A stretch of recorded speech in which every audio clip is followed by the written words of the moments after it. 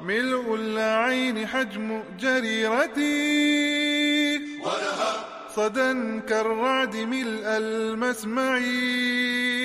لما عصيتك لم يكن عقلي معي، حتى صحوت فكدت أقطع إصبعي. يا رب هل عذر يبيض وجهتي إلا جميل الظن فيك وأدمعي. يا رب ملء العين حجم جريرتي، ولها صدى كالرعد ملء المسمع. لما عصيتك لم يكن عقلي معي، حتى صحوت فكدت أقطع إصبعي. يا رب أتقبلني إذا أقلعت عن ذنب أصول جذوره لم تقلعي؟ يا رب أترحمني وخبث خطيئتي لتخبث النهر النقي المنبع؟ يا ليت أمي لم تلدني كي أرى شؤم الذنوب، وليتها لم ترضعي. يا رب هل عذر يبيض وجهتي إلا جميل الظن فيك وأدمعي. يا رب ملء العين حجم جريرتي، ولها صدى كالرعد ملء المسمع. لما عصيتك لم يكن عقلي معي، حتى صحوت فكدت أقطع إصبعي. يا رب معترف بكل صغيرة وكبيرة لكن عفوك مفزعي. يا رب لو آخذتني وجزيتني بالسوء سوءا طال في توجعي، أنا مستحق منك كل عقوبة حتى وإن بلغت مخيخ الأضلع. يا رب هل عذر يبيض وجهتي إلا جميل الظن فيك وأدمعي. يا رب ملء العين حجم جريرتي، ولها صدى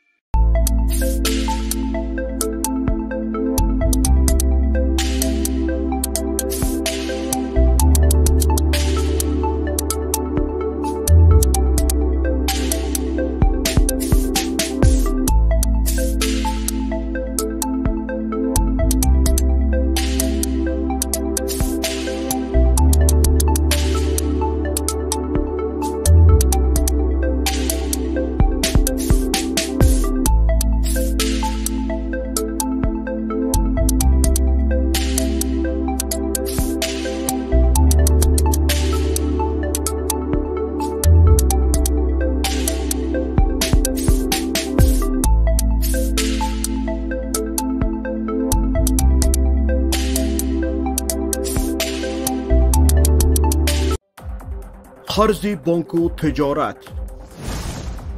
درستی نظارت، طرز حلال شفا، همکاری وعده وفا، احکام هجرت، سفر طبق شریعت نظر، این همه در برنامه ترازوی عمل.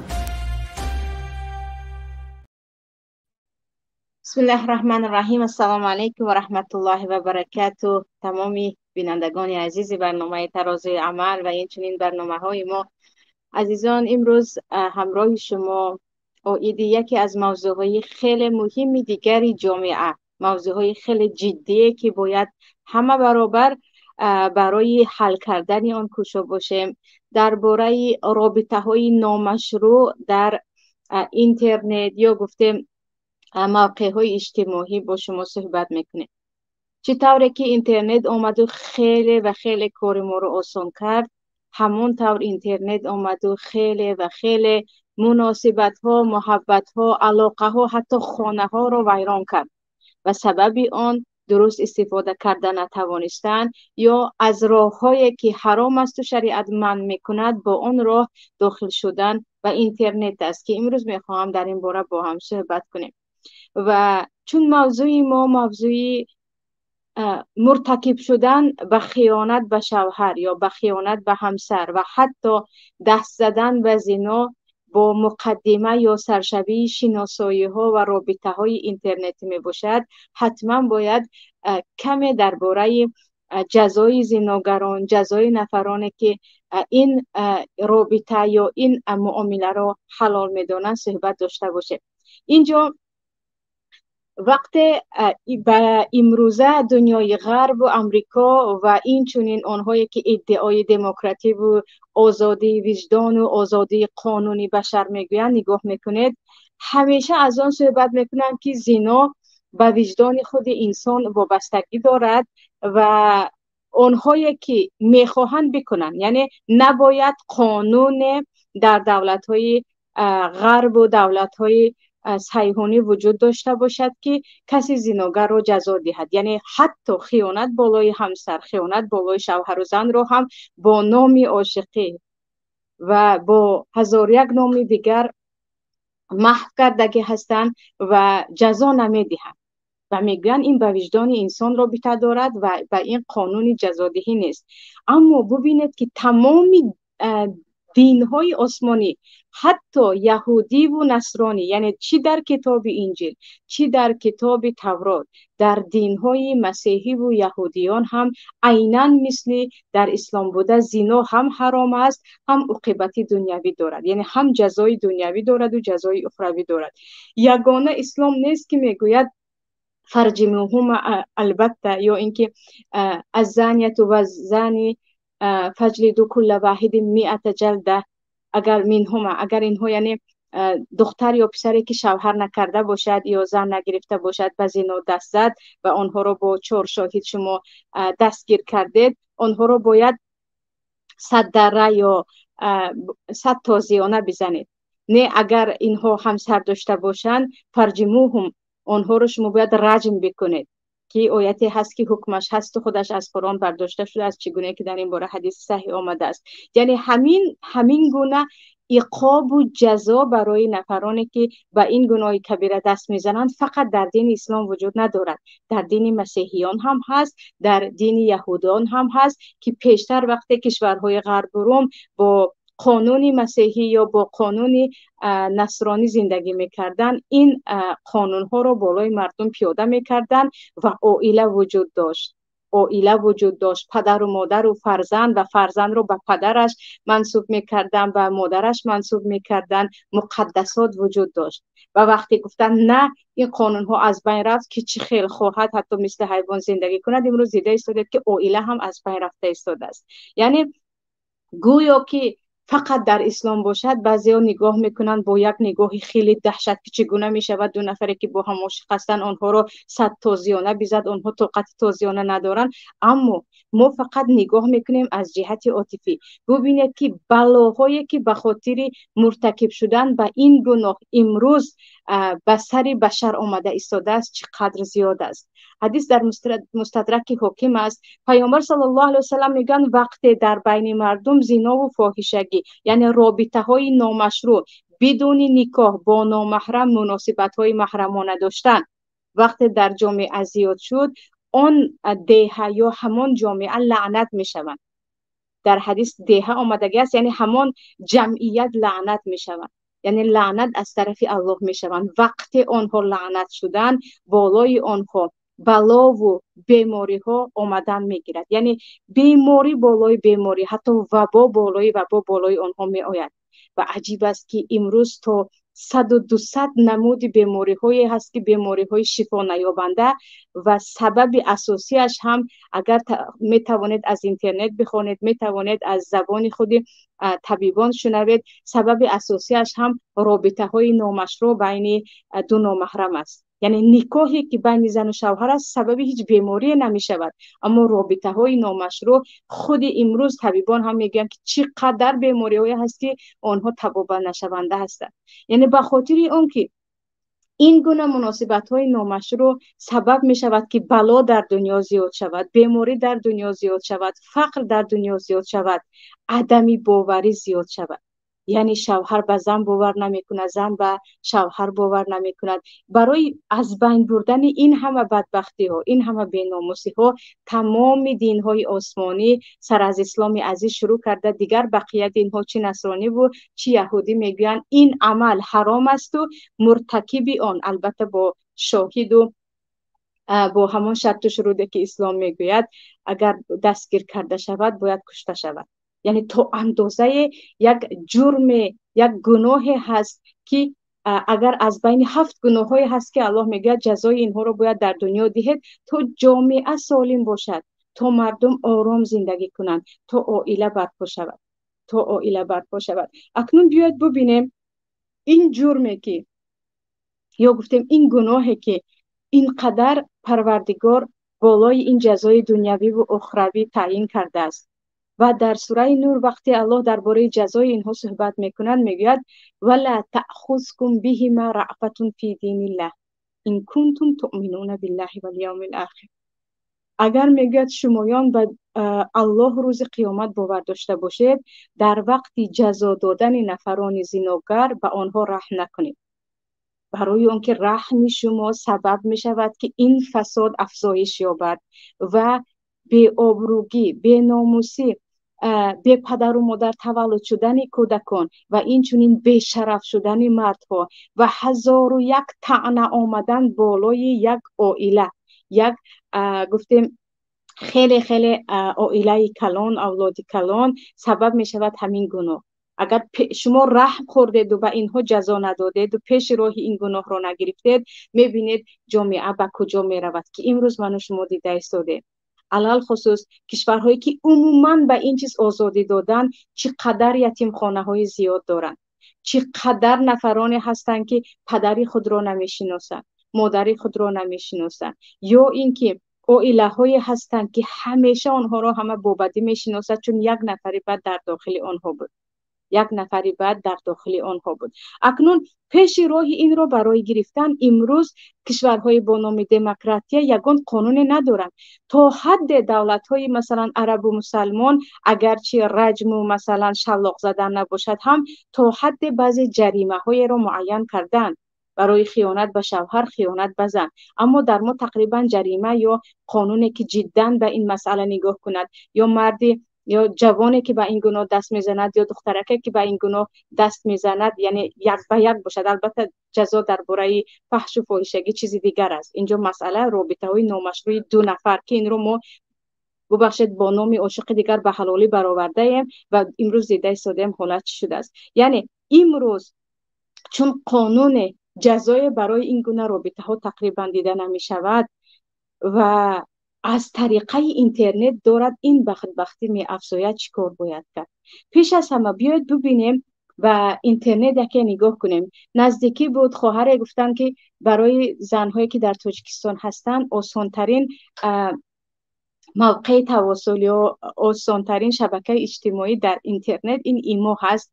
استاد شما هم داخل ایمو شوید، در آنجا گروه باز میکنیم، در آنجا بعضی درسای اخلاقی و تربیوی رو در آنجا هم گذرانیم. و خواهر وقتی که گفتن که در تاجیکستان آسان‌تر است برای ایمو داخل شدن و دیگر برنامه ها داخل شدن مشکل است، برای من گفتن باید گروه باز میکنیم و باور میکنید اینقدر دهشت زده و حیرت زده شدم. نکم از 100 200 300 شما میتوانید گروه ها پیدا کنید، همش فحش است، همش بدبختی است، همش زینای بر علای اینترنتی هست که در داخلش دخترک ها هستند، برادرها هستند با نام. و عجیبش این است که اکثریتش عکسی که در آنجا گذاشته است با سطر اسلامی یا محمدون رسول الله یا یک نفر چهره اسلامی دار عکسش رو ماندگی هست، اما داخل گروه پر از بدبختی است. یعنی اینها ریشش از کجا هست؟ اینها کیها هستن؟ اینها چی میخواهند؟ خواهرکی که در آمده در ایما در این گروه ها اشتراک میکنی، از تو چی مادر پیدا میشود؟ تو چگونه میتوانی آینده فرزند تربیت کنی؟ آیا امید داری که صاحب شوهر شوی، صاحب فرزند شوی، صاحب عائله شوی با این گروهی که در داخلش امروز هستی؟ و مردها یا برادرایی که در این گونه گروه ها داخل شده تو حتی بعضی خواهرها میگن در رمضان حتی هستن اینها. یکی به خبر برای یگان گروه اسلامی داخل میشه که اینها خارج شدن میگیرد به پیش چشمت.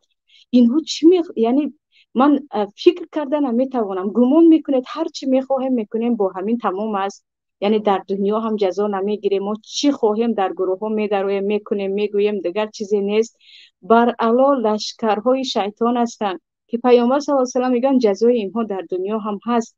یعنی جزای این گونه بغی و فسادکاری در دنیا هم هست. چی مادر چی پدری از اینها میشده باشد؟ فرزند اینها چی میشده باشد؟ آینده اینها چی میشده باشد؟ وقتی دخترکی تاجیکی با اون حیای ناموسش در این گروه ها در آمده گوش میکند و صحبت میکند. یعنی یک تونه دو تونه اینقدر زیاد هستند لشکران شیطان. آنهایی که از همه بدبختیش این است که میخواهند سیمای مسلمان ها رو، سیمای دخترکی مسلمان سطردار رو، سیمای برادری اسلامی رشدار رو میخواهند با این گونه بدبختی ها سیاه کنند. بر علا لشکران شیطان هستند که حتما باید پیش راه اینها رو گرفته شود. حتما مرد غیوری به آنها بگوید که از الله بیترس، حتما درباره این چاره دیده شود. یعنی اولا کاری که در اینترنت کرده ایستادن انا این لشکران شیطان هستند، انا اینها دعوتگرها به سوی خیانت و فحشا هستند. اونجا همه که دختری به شوهر نیست، همه که برادری به زن نیست، در داخل آنها خواه و نخواه هست. باور کرده هم نمی شود. حتی بعضی زنهای از 40 بالا شخصا با من هم صحبت شدن، میخوان من 5 سال با شوهرم رو ندیدم، با برادری در اینترنت شناس شدم. عزیزم چگونه شناس شدی با برادری در اینترنت؟ همین خیلی از داخل یک گروه پیداش کردم و بعضیشون میگوین من از یک گروه اسلامی پیدا کردم. گروه اسلامی برای شناس شدن با مرد نامحرم شد. امروز اینترنت برای خود شوهر کردن و زن پیدا کردن نمی شود. برای زن یا شوهر پیدا کردن حتما عائله ها هم دیگر رو شناسن. حتما او کی هست، چی هست، پدر و مادرش کی هست، چی تحصیل کرده است، چی کار کرده است، همه اینها رو باید بدونیم با اینترنت که این همه چیز حل نمی شود. ببینید باز بعضی خواهرها میگویند وقتی که مثلا یک برادر به من کمک کردن، چگونه کمک کردن با آنها شناس شده. مگر با انسانی که عموما برای تو هیچ رابطه محرمیت ندارد میشود شناس شوی از او کمک پرسی؟ نه، ما دلمون صاف است، او برادر من است، من خواهر او هستم. برادر خواهری که اینگونه نیست. برادر خواهری یا از جهت خون می شود، او در حقیقت پسر پدرت یا پسر مادرت هست، یا از طریقه رضاعگی می شود که هر دو از یک زن شیر خورده اید. از جهت شوهر فقط پدر شوهر محرم هست، پسر شوهر محرم هست، دیگر هیچ کس محرم نیست. برادران شوهر هم محرم نیستند. از جهت مثلا یک مادر شوهر کرده باشد، آره شوهر مادر یا پایندر پدر اندر هم محرم است. اما این دوستان یا مردها یا زنهای اینترنتی هزار دلم صاف گفتی هم اینها برادرتون نیستن، خواهرتون نیستن، برای چی به اینها روی اینقدر درد دل کنی؟ عجیبش این است که با گشته و برگشته زیادی ها میگویند نه چی مشکل دارد، فقط دلم پر بود برایش دلم رو خالی کردم، یا اینکه خیلی همان روز مشکل داشتم و برادر به من پول فرستاد. دو سه خواهره که حتی بعد از 3-4 فرزنددار شدن دارد آب رویشون کلا نابود می شود، یا با شوهرشون گفتیم در پهلوی ریسمان هستند زندگیشون نابود شود، از همین درد و دل کردنشون هست. و بعضی از جوانهایی که هیچ نمیشناختن گویا که برادر اسلامی شده آمد. و بعضی باز دلیل هم میگویند که چرا زنها میرفتن به پیامبر درد و دل میکردن. پیامبر بودن یک، دوم در نزد پیامبر همسران پیامبر بودن.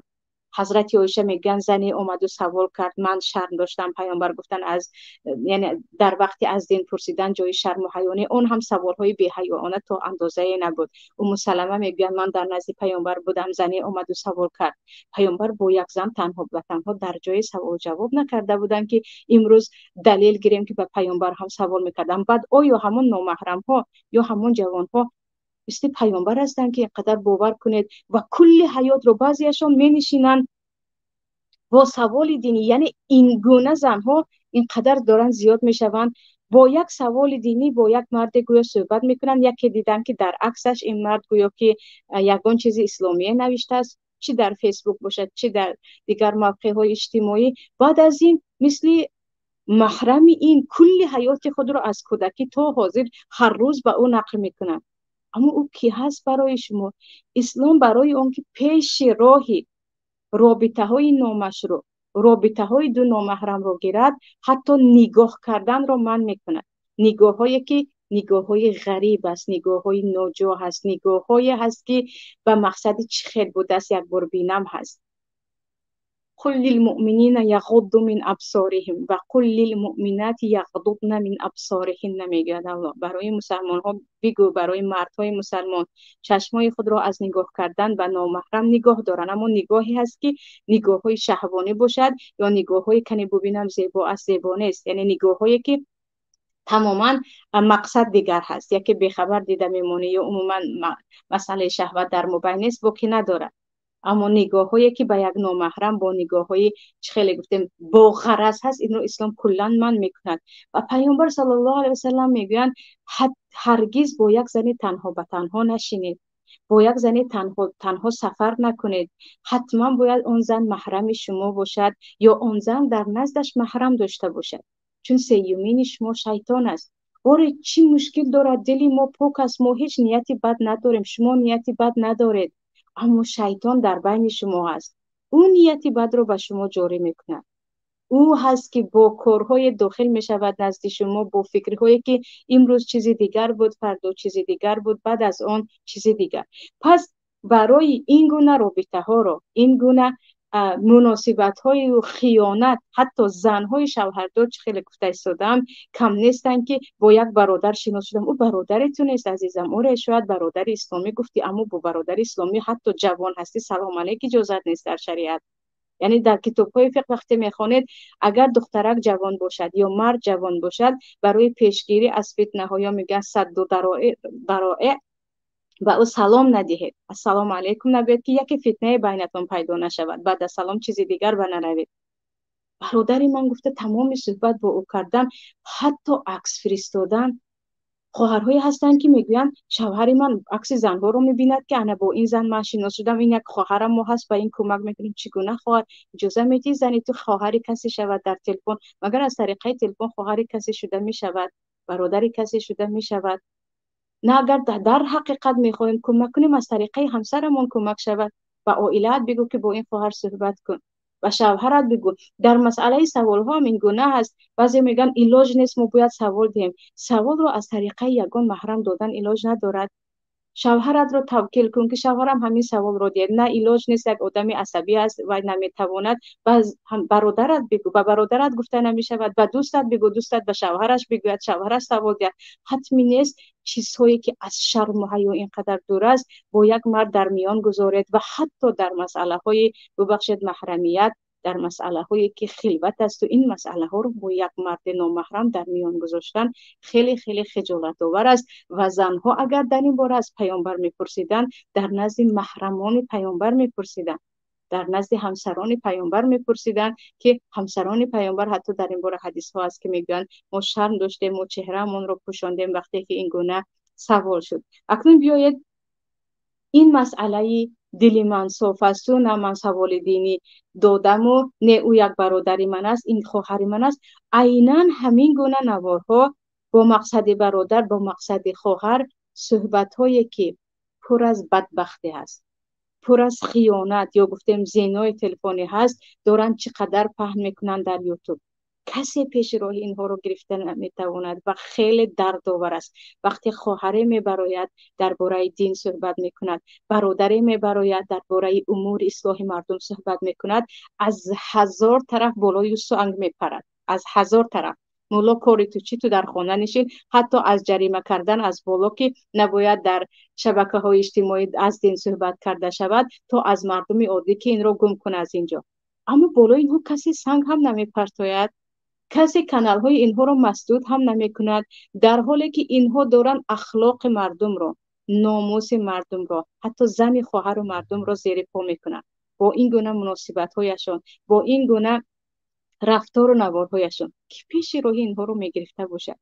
کی پیشی راه اینها رو میگرفته باشد؟ نه از این طرف دیده ایستادیم نه از اون طرف. برعکس هر سنگ می آید برای 2-3 نفری که میخواهند جامعه اصلاح باشد، میخواهند مردم راهشان را پیدا کنند، میخواهند این همه به آبروگی ها از بین رود. و اینجا وقتی گفتیم مسئله عکس فرستادن، مسئله ما دلمون صاف است، ما خواهر و برادر هستیم، ما سوال های عادی دادیم و این مسئله ها به همه شریعت با یک نظر نگاه میکنن. نامحرم باز نامحرم میمونه، برادری تو نیست، برادری خونی تو نیست، برادری شیرخواره‌ای تو نیست، او یک آدم بیگانه است، نمیتوانی با او در رابطه باشی، با او شناس شدن تماما ممکن است. ببینید تا زمانی که این گونه شناسایی از طریق تلفن آسان نبود، تا این حد بی‌حیایی در جامعه نبود، تا این حد عکس فرستادن و تا این حد گروه های جماعی زن و مرد شدن نبود.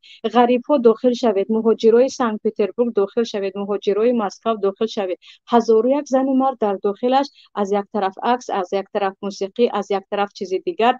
بعدن از همه بدترش خیلی گفتم لشکران شیطان من الجنة والناس، چه خیلی که در سوره ناس هم آمده هست، یعنی خادمان شیطان بد اخلاقی در همه جا هستند. بعضیشون با نام دختر به گروه های زنانه می درآیند و جدا جدا به خواهرها خط می نویسند.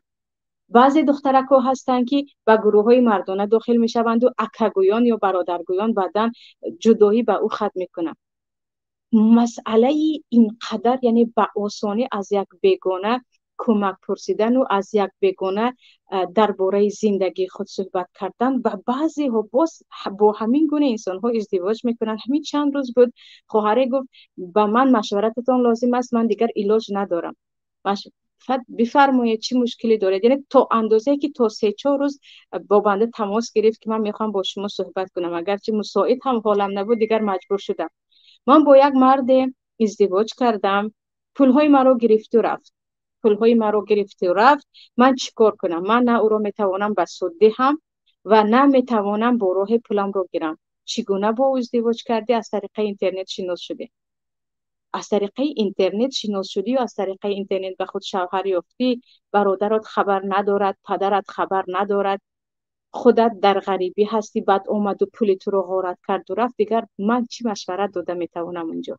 کجا بودم من وقتی که تو ازدواج نکرده و یک بار بپرسی که من همین گونه ازدواج کرده ایستادم جایز است یا جایز نیست؟ از طریق تلفن شناس میشوند و یک بار همونجا گویا که نکاح میشود، یک مولای دیگر میدراید.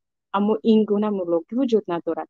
اگر مولا گفته ما اهل دین و علم را گوییم، اهل دین و علم هرگز یک زن را به نکاح یک مرد بدون ولی و بدون اعلان کردن به مردم این گونه یک کس را زن یک کس نمی کند، چون شریعت این گونه نکاح ندارد. بعد میگه من چیکار کنم؟ یکم زندگی کردیم، از من پول گرفت و رفت، با همین گم است، نه به خط من جواب میدن نه به تلفن من جواب میدن. من اکنون چیکار کنم؟ شما بگویید من چیکار کنم؟ من چی گفته میتوانم؟ وقتی که تو در نکاح اگر میپرسیدی گپ دیگر بود، اکنون کار از کار گذشت. یعنی این گونه خواهر شدن و برادر شدن های بعضی آره و حتما همین چیز هم بود. در اول مثل خواهر و برادر بودیم، بعدا من همسر او شدم، البته همسر دوم خطا نکنم.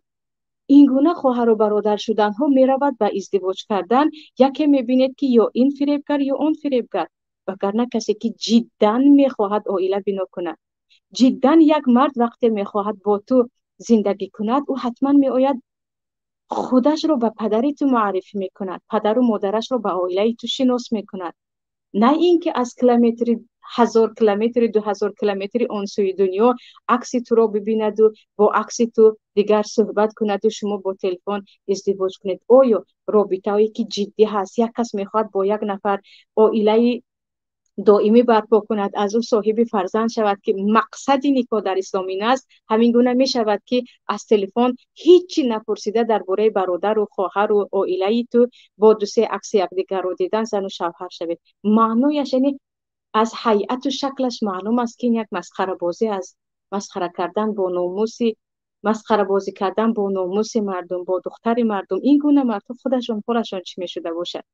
امروز خواستگاری زنی میشوی و چند عکس او رو میگیری و شاید یکی با اون نزدیک میشوی و بعدم گم میشوی، گمان نمیکنی فردا با دختری تو هم این کارو میکنن، با خواهری تو هم، خدای نکرده بازم با زنی تو هم، اگر با زنی کسی این گونه مناسبت داشته باشه. یعنی این گونه تو اندازه ای که بعضیا میگن من 5 سال شوهرم رو ندیده بودم ما نکاح کردیم. چگونه میشود نکاح شود وقتی که تو از شوهر خود طلاق نگرفته ای؟ زینایی بر علا، خیانتی آشکار که ببینید اسلام این گونه مناسبت ها رو جزایش رو گناه عادی نه قتل در دنیا میداند. از گناه هایی که جزایش قتل است و این گونه گناه ها شاید 2 تا هستن، یک تاش همین است. یک تاش اگر در کوچه ها ایستاده مردم ترساندن و پولش را غارت کردن، قطاع طریق یا راهزن میگویم، جزای راهزن ها اگر این گونه باشد برای اینکه دیگر مردم را میترسانند و جامعه رو بر ترس و وهم میکشانند، چی میگیم؟ بندیت ها میگویم. یکیش همین گونه زن ها هستند که حالا جزای اینها رو قتل میگوید. وقتی که تو شوهرت هست فقط اینکه 5 سال نبود زنی کسی شده، آن هم دیده ایستاده. چقدر آسان شد از طریق اینترنت، چقدر از طریق اینترنت شد. و چیزی دیگر عزیزان، زیادی خواهرکایی که 18 19 ساله هستند، چه از داخل کشور چه از خارج کشور، در همین مسئله هم با من صحبت میکنن که من نامزد دارم. در حقیقت نامزدی که ما فاتحه کردیم و توی امان هم مثلا شاید بعد از سال ماه دیگر معین هست و نامزدی من میخواهد با من در تلفن صحبت کند و بعضا از من عکس میخواهد. همین چیز جایز است یا نه؟ یعنی با نامزدم عکسم رو روان کردم، یا اینکه میخواد با من زود صحبت کند، بعدن صحبت های تلفنی با ویدیو یا گفتم نوار آیا میشود یا نه؟ عزیزان حتی یعنی تا اندازه اسلام شرف یک زن مسلمان را، قدر و قیمت یک زن مسلمان را بالا برآورده است که حتی نامزد اگر با یعنی آینده همسری آیندهش صحبت کند در شریعت باید محرم داشته باشد، چون اینها نامحرم هستند. یعنی اینها فقط وعده دادن که ما همسری همدیگر میشویم اما هنوز در نکاح همدیگر نیستند. تا اندازه شریعت میخواهد عزت و ناموس و شرف یک زن مسلمان محافظت شود، دخترک مسلمان به قدر باشد و هیچ خوری به او نرسد، شریعت میگوید نه، حتی در وقتی که تو نامزد هستی تو به اون نامحرم هستی، گپ زیاد تماما ممکن است و اگر گپ زده باشم باید با محرمت باشی، در نزد تو محرمت باشد، او ببیند که شما چی میگویید. اگر یک واخوردید هم که اون واخوری هم حتما فقط برای یکمین بار دیدن و بعد از این قطعیاً برای ازدواج راضی شدن یا نامزد کردن هست، خطوبه میگویند، در این وقت هم حتما در نزد تو محرمت باشد وقتی او تو رو میبیند. غیر این جایز نیست. برای همین اون نامزدی من هست گویان هم اگرچه آره عائله ها هم دیگر رو شناختن و اینها ازدواج میکنن، اما عکس فرستادن و تا اندازه ساعت ها صحبت کردن رو هم حتی اسلام اجازه نمیدهد، برای اینکه اینها فقط وعده دادن که آینده با هم همسر میشوند، یکی نشده مانند تا قدر دخترک پایان نشود، تا کسی نگوید که این با فلانی نامزد بود و اینها خیلی با هم نزدیک بودن. ببینید تا چی اندازه شریعت به این مسئله حساس است. اما ما چیکار میکنیم؟ و چه خیلی گفتم خیلی تأسف آور است که خودی با حجاب بعضی خواهران رو دیده می شود که میگن من هیچ نمازم رو ترک نمی کنم و فلانی برادر به من نماز یاد داد. مگر خواهری برای نماز یاد دادن وجود نداشت؟ خواهری وجود نداشت که تو رفتی از یک برادر نماز یاد گیری، تو رفتی از یک برادر قرآن خوانی. خواهرک دیگر هست که میگن شوهری من با یک دخترکی خیلی جوان قرآن درس میدهد یا قرآن یاد میگیرد. چرا دیگر کس وجود ندارد؟ آخر اینها تماما نامحرم هستند، نه مثل خواهر و برادر هستند. چه خیلی که گفتم خواهر و برادر شدن این گونه آسان نیست. خواهر و برادر کی هست و کی نیست این را شریعت معین میکند. این ما نیستیم که میرویم خلاص تو خواهر من هستی تو برادر من هستی گویان کسی را برای خود محرم میسازیم. پس اینجا چیکار کنیم؟ چیکار کنیم که این بدبختی ها رود؟ البته که در دوام صحبت شاید عزیزان خلاصه گیری کرده. اولین چیزی که باید برای حل شدن این بداخلاقی، این رابطه های نامحرم قدم نهاده شود، باید این چیز جنایت شناخته شود. اگر گفتیم کسی این را جنایت نمیشناسد، حداقل با وجدان خود قبول کنیم که این جنایت است. این چیز را عادی نگاه نکنیم که نه یک شناسایی عادی است، یک صحبت است با برادر، یک صحبت است با خواهر. نه، این چیز را شریعت جنایت میداند. پیامبر صلی الله علیه و میگن حتی با خویش و تباری شوهرتان، یعنی با برادر شوهر، با جمع شوهر تنها به تنها نباشید. موت است، مرگ است، قدمی برای نابودی است، به ایفتی و به ناموسی هست. کجا رسد؟ عموما کسی که نه به شوهرت رابطه دارد نه به خویش و تباری خودت. آره خویش و تبار هست، تقایت هست، عمکت هست، سلام علیک میکنه، محرم تو هست. اما حتی پسری تقا و پسری عمک هم اگر پرسیدی در حالتی باید پرسی که تنها به تنها و عموما نه او پسری عموی من، پسری تقای من، او کی خواهم چه خیل خواهم صحبت میکنم و خند و خندی میکنم. این گونه نه، او صله رحم است اما در نامحرمیت میماند، محدود است مناسبت ها با آنها. پس اولین چیز حتما باید این جنایت را جنایت بشناسیم. نگویم چیزی عادی است، نگویم نه از چی میگن بعضیشون از طریق تلفن چیکار کرده میتواند که هیچ مشکل نداره. نه، پیامبر صلی الله علیه و آله میگن زنا زنای چشم هم هست، زنای دست هم هست، حتی زنای دهان و پا هم هست که دور هستی به این گناه دست زده میتوانی. اولا هیچ چیز نیست، بعدن چه خیلی گفتم چقدر نفر زن و شوهری همدیگر شدن بعد از همین گناه. نه، دل صاف کردیم و با هم شناس هستیم، دل صاف دو مهاجری غریب هستیم و درد دل کنیم گویان. چقدر نفرها در میان راه ماندن، چقدر خواهرهایی هستند که حیرانند دیگر. هزار تا عکس خود را فرستادن که در تلفن همسر کسی شدن، الان دیگر شرمنده و رسوا هستند، با کی چیکار کردنشان را نمیدونن. این جنایت است، این گناه هست، این فحشا هست که این را باید قبول کنیم. چیزی دیگر حتما باید علل خصوص پدر و مادران، دخترکانی که بی شوهر هستند، دخترکان خانه، وقتی که در گروه های زیاد صحبت های تلفنی یا گفتیم چت های گروهی دارن، حتما باید تلفن های آنها کنترل شود. همون دخترکی که تو میتواند تلفنش رو از پدر و مادرش روز کند و کسی نبیند، حتما بدانید که اونجا یک غلطی دارد که او نمیخواهد کسی آگاه باشه. حتما تلفن ها کنترل شوند تا ببینید این کی هست، این چی هست. و یک درد دیگر هم هست عزیزان، امروز گروه های تجارتی، گروه های دیگر و دیگر هستند، با یک بیگانه صحبت کرده بعضی ها می نشینند. با یک خواهر از طریق تلفن شناس شدم. اگر خواهر به خواهر باشد هم تا چه اندازه او باورناک است، حتی با تلفن صحبت کند هم. تو کسی رو شخصا نشناختیم از طریق تلفن نباید علل خصوص یک تا عکس رو فرست، یک تا عکس موید رو فرست.